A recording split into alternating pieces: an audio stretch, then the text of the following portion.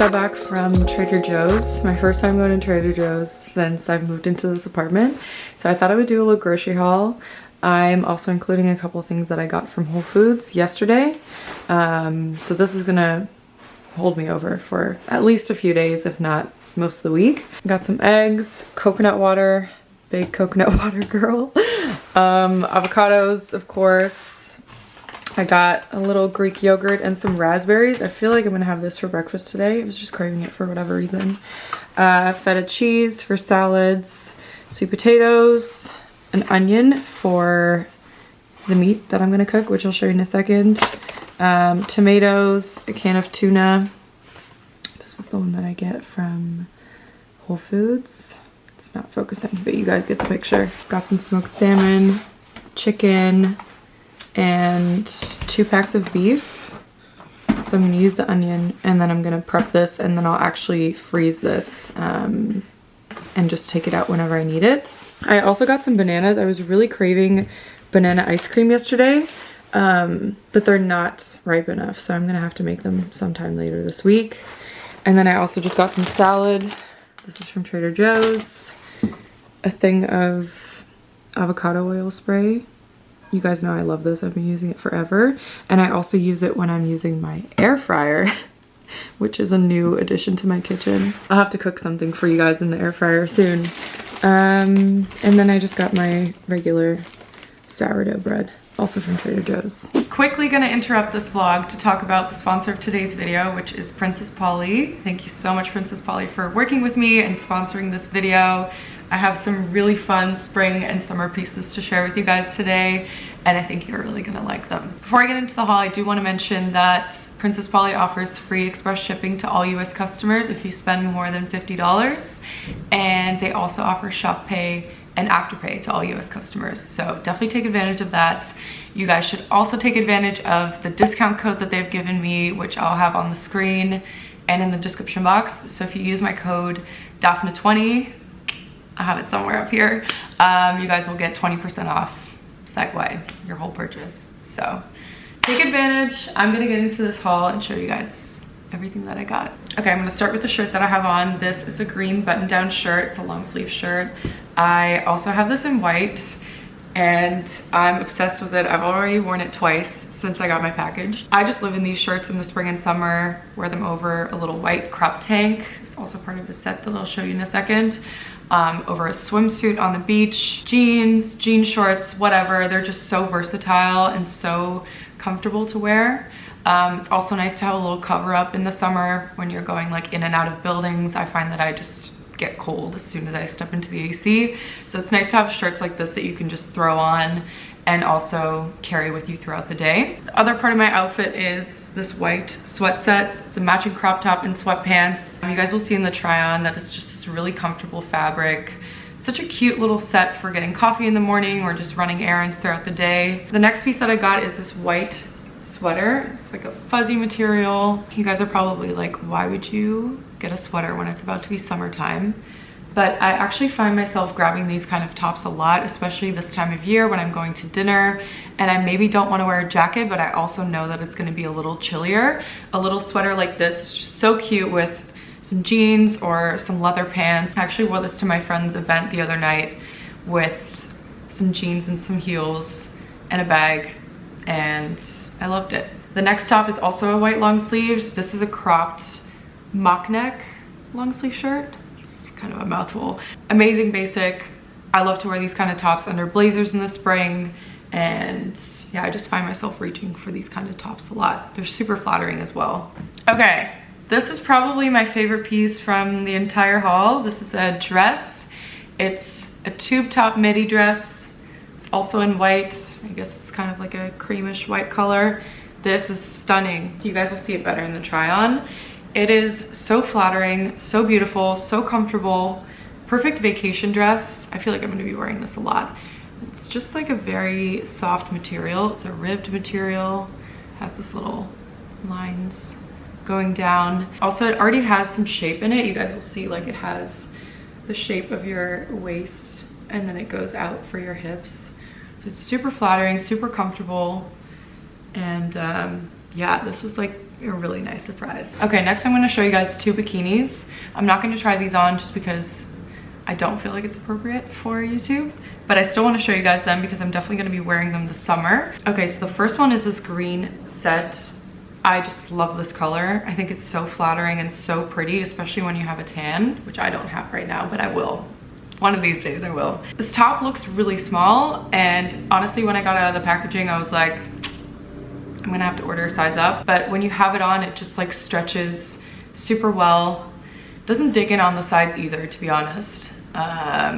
So yeah, I will have all my sizes linked down below. I would just order your regular size even though it looks small, because it really does like stretch over your body. And then these are the bottoms, obviously super cheeky, which personally I prefer. I don't love to have crazy tan lines, but I know it's not for everyone. And then we have this one, which I feel like is more of a tanning bikini just because the strings are so small. But I actually don't have anything like this, so that's why I got this one. I think it's perfect for just tanning and very minimal tan lines. And then these are the bottoms, which are actually less cheeky than the other ones, but still small. Okay, and the last piece that I want to show you guys is this long sleeve tie top. It's sheer. It has a little tie in the front. It also has ties on the sleeves.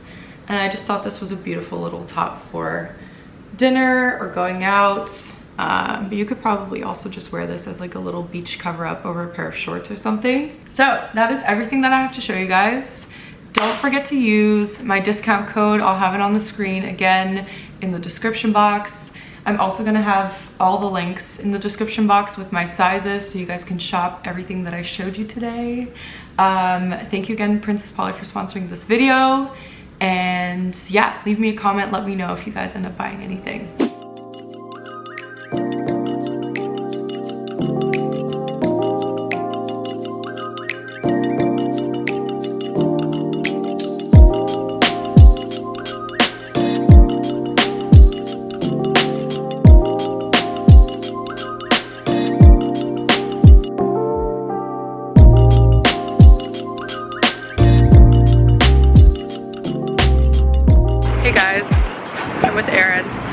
We just had lunch. Went to Ruby's, of course, because where else are we gonna go? She also helped me take a photo of my Princess Polly fit. But I wanted to tell you guys the story of how we met because it's pretty crazy, right? It's pretty crazy. So I was in LA this past weekend, and I was at LAX. I was just standing waiting to board my flight, and she taps me on my shoulder. And she's like, "Are you Daph-nuh?" Explaining this is really weird. But Erin goes, I sent you a message, I'm flying to New York. She was on the flight after me. I'd never seen her DM because it's been a little busy. But yeah, she's here in New York for 2 weeks. We just got coffee. On a solo trip all the way from Sydney. And we happened to run into each other at LAX. Isn't that the craziest thing ever? And now we've been hanging out, just getting lunch and coffee and stuff. Yeah, what did you think? I love Ruby's. Yeah. I go there all the time. What do you think of New York so far? I want to live here as well. Yeah, she's not leaving. So we just have to figure out how she's gonna work here. Yeah, we're just gonna go for a little walk, but I had to share the story with you guys. It's just so awesome. I'm like trying to get comfortable. I thought it would be fun to end this vlog off with a little moving Q&A. I put this on my story a couple of weeks ago, and maybe even more than that now. Like right before I was getting ready to move, and I just haven't gotten to it yet. So I thought it would be nice to just end the vlog with a little Q&A.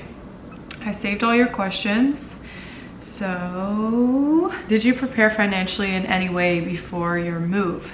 Yes, I definitely prepared financially before my move, just because I knew that it was going to be more expensive. I knew that I wanted to buy pretty much all new furniture, and I also just knew that I was going to be paying more than what I was paying at the time. So I definitely prepared myself financially.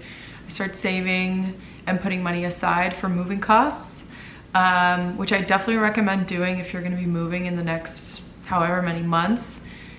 Create like a little sinking fund. If you don't know what a sinking fund is, I will put a little blurb on the screen. These are basically just short-term savings accounts. You don't necessarily have to create like a brand new savings account for it, but you can just create like a mental note.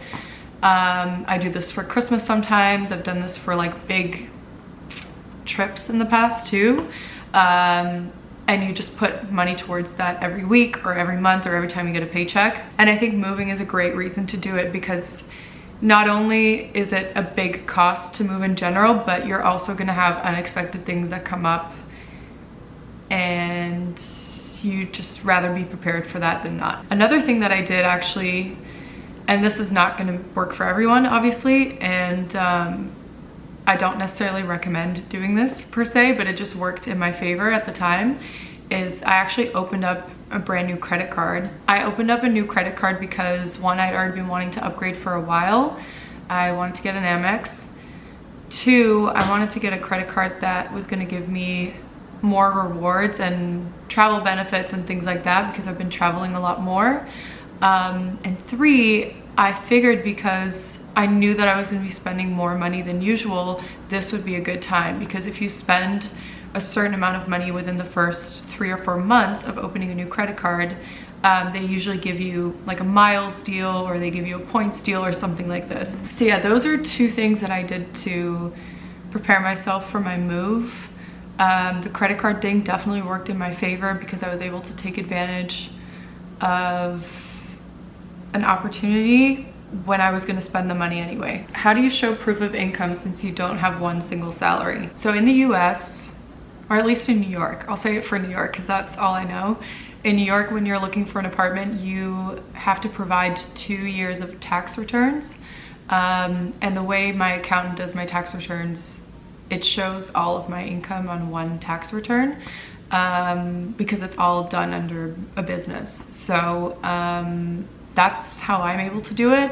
I also provided a letter of employment from my agency, and on that letter of employment it'll say like my annual salary or how much I've made in the last year, and then everything else is just recorded on the 1099, which is the document if you're not a US citizen. That's how it works in New York. I don't really know how it works in other states or other countries. How long did it take you to decide that was the right apartment for you? So this is a good question.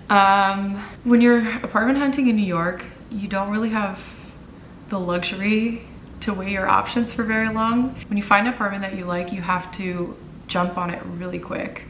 I explained this in my apartment hunting video too, that you're oftentimes applying for an apartment on the same day that you're seeing it.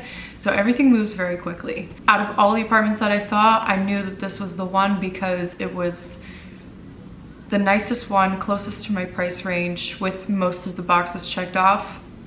And it just felt like a place that I could live in. Were there things that I maybe would have wanted differently? Sure. Would have loved to live somewhere that was less expensive, maybe more closet space, you know what I mean? Not every box was checked off, but it was close enough. And I also just wasn't sure if I was gonna find anything that I liked more. And I was just kind of in a place where I wanted the security as fast as possible. I did not want to be in a position where I was looking, you know, 5 days before my other lease was up. I wanted the time, I just wanted to get it all wrapped up. So that's kind of how I knew that this was the one. And I am super happy with my decision. Was it stressful to make the decision? I actually don't think that it was that stressful. I think the whole moving experience was very, very smooth and relaxed. The only thing that stressed me out in the beginning was after I saw the first 3 apartments, and I just became very discouraged. But then a few days later, I ended up seeing this building and the other building, and that's when I was feeling really confident again. I also think a big thing that really helped me feel more relaxed was the fact that I had so much time. So even when I was applying for this apartment, I still had a month before I had to move out. You guys remember that I had that 2-week overlap where I still have my old place. I know that that's not financially feasible for everyone, and you know, in a perfect world I would have loved to have it all done on a weekend, but it also created this sense of like peace for myself that I knew that if this place wasn't going to work out for whatever reason, I still had a month to look for something else. Paying that little bit more money actually gave me so much peace of mind, so it was totally worth it. Best websites to start apartment hunting in New York City. The best website, in my opinion, is Street Easy. That's the only one that I used. But there's also Zillow, there's apartments.com, and I think that there's a couple more. I do recommend sticking to one. Like once you've made a choice, stick to one website, because if you're not using a broker, it can get a little messy because you're gonna have so many brokers messaging you. You're gonna get emails from all these different websites and you're not gonna be able to remember which is which. So either get a broker and have them do all the work for you, which is what I did. I had Angelo. I'm gonna leave all this info in the description box again for anyone who's new. Or you just stick, so yeah, either you get a broker or you just stick to one website, and then you'll see a lot of the same people, or it's just going to be a lot easier to navigate, in my opinion. Are you allowed to hang things on the walls when renting in New York? So it depends on the building. For most buildings, I think you're allowed to. The only thing is that you're responsible for taking it down when you move out, which also means that you're responsible for patching up the holes when you move out, which if you're used to doing that, I guess it's not really a big deal. I don't do that on a regular basis, so I wouldn't know how to do that. I got really lucky in my old place because all I had to do was just unscrew my mirror, and there's a helicopter. There's a lot of helicopters that fly around here. And I had a white storage unit attached to the wall, but luckily my super actually was the one who helped patch those up afterwards, and then the painters came in for the new tenant. But normally in most buildings you're responsible for patching it up so that when you move out, the painters can come in the next day, and then the new tenant moves in like a day or two after that. So it's a very quick turnaround, and if you don't patch up those holes, then they take money out of your security deposit to get someone to do it for you. So that's kind of the rules when it comes to hanging things on the wall in New York. It's also why I put my TV on my dresser. The mirror, which I still don't have. If you're not caught up on that situation, then I will have my other vlogs linked in the cards. My mirror is gonna be a standing mirror if it ever makes it to my apartment. But yeah, I don't think I'm gonna hang anything up, except maybe like a piece of art or something, which is also another question in here. Will you be adding wall art this time? This made me laugh because you guys know from my other place I had no art, I had nothing on the walls. It's funny because like every time I would leave my apartment, I would realize how bare it was. So I think eventually I definitely will get something. I might either hang something here or I'll hang something over there. Actually, maybe not above my bed. Maybe I'll hang something above the couch. I just am very picky when it comes to prints or art and things like this. I'm also still learning art.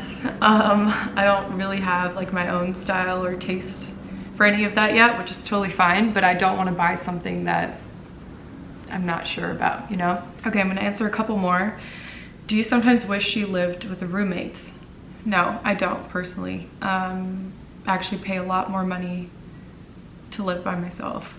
I just love having my own space. I love being able to do whatever I want. I love being able to come home to a place exactly the way I left it. And yeah, it's also just nice with vlogging. It's nice with life and with privacy and things like that. I'm also not really someone who gets lonely, which is very nice. So yeah, no, I don't. But I totally understand that it's not for everyone, and some people do need that company, you know, when they come home from the end of the day. Why did you buy the apartment and make over as you want? Also, is this a fancier area? Okay, so in New York, you can't just buy whatever apartment you want. and I think it usually goes by building. So there's 3 kinds of buildings from my understanding. Don't quote me on this because I think that I'm right, but I could also have it a little bit off. There's rental buildings, there's condos, and then there's co-ops. So when you're renting, my old building was only rental units. Condos and co-ops are available for purchase. A condo is when you own the unit, and then a co-op is when you own shares of the corporation that owns the building. It's a very weird concept to me. I don't understand it. I mean, I understand it. To me, it doesn't make sense why you would want to purchase shares in the corporation that owns the building. Like, why would you not just want to own the unit? But there's a lot of people who do it. If you're interested in that, look it up. Co-op versus condo in New York City. So yeah, that's why I didn't purchase my old apartment. I also am not in a place where I could purchase something in New York right now. It's so crazy to buy something here, and I think I would rather buy in a different place and get more value for my money, if I'm truly honest with you. Okay, last question. How did you not succumb to the pressure of not staying in that dingy studio for so long? Got a lot of questions from people asking me like how I lived in that apartment for so many years and how I didn't go crazy, like even during COVID. And I don't know, like, you have to remember that for the last 8 years, almost 8 years of my life, I've been living in very small living spaces.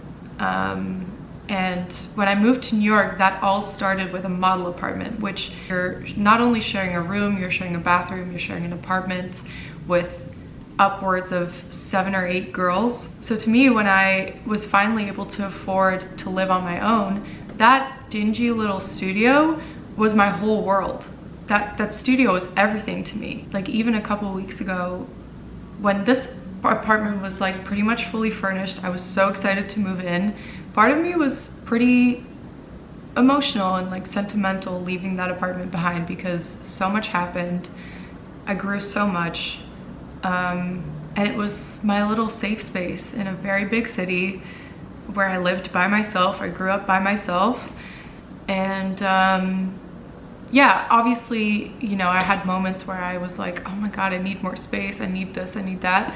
But I think for me, truly, when you've lived in a model apartment, or you've lived in an apartment with roaches, or you've lived in an apartment with girls who literally want to ruin your life, not to be dramatic, that small little studio is like heaven. It's the best thing ever. So I think that that's what kept me sane. I don't know. That was just my home, you know what I mean? I think to a lot of people it's crazy, and I'm sure 10 years down the line, when I'm hopefully living in a house with a family, I'm gonna look back and think, wow, I can't believe I did that. But for those 5 years, that was my home, and I'm super grateful for that place. And also, COVID hit, right? Like, I didn't know what was gonna happen to my career. I didn't know what was gonna happen to my income. So COVID also made me stick it out there a little bit longer just because of all the uncertainty. So anyway, that is gonna be it for this video. I hope you guys enjoyed. If you have any other moving related questions, you can just leave them in the comment section down below and I'll get back to you. If you enjoyed this video, please give it a thumbs up. Don't forget to subscribe if you're new, and I'll see you guys in the next one. Mwah.